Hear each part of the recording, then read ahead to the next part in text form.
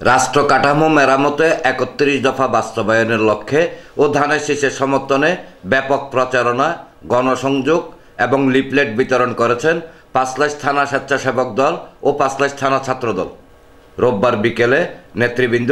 নগরের অক্সিজেন মোড় থেকে লিফলেট বিতরণ শুরু করে ৪৩ নং ওয়ার্ডের রৌফাবাদ সহ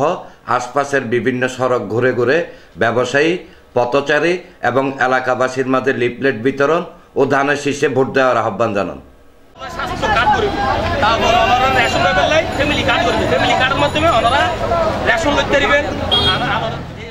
এ সময় চট্টগ্রাম মহানগর স্বেচ্ছাসেবক দলের সদস্য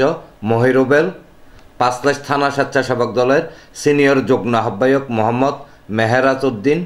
পাঁচলাইশ থানা ছাত্র দলের সিনিয়র যুগ্ম আহ্বায়ক সাইদুর রহমান সাগর, পাঁচলাইশ থানা স্বেচ্ছাসেবক দলের সদস্য মোহাম্মদ নৌসাদ, মিটু ফকির, ইমন, আকাশ, আমিন শিল্প অঞ্চল ৪৩ নং ওয়ার্ড ছাত্র দলের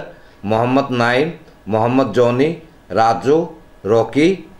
ও ৪৩ নং ওয়ার্ড স্বেচ্ছাসেবক দলের যুগ্ম আহ্বায়ক মোহাম্মদ দিলশাদ আলম চান, মোহাম্মদ ইমরান, মোহাম্মদ ইমন, রুবেল, সালাউদ্দিন সহ আরও অনেকে উপস্থিত ছিলেন। ডেস্ক রিপোর্ট, প্রগতি 24 টিভি।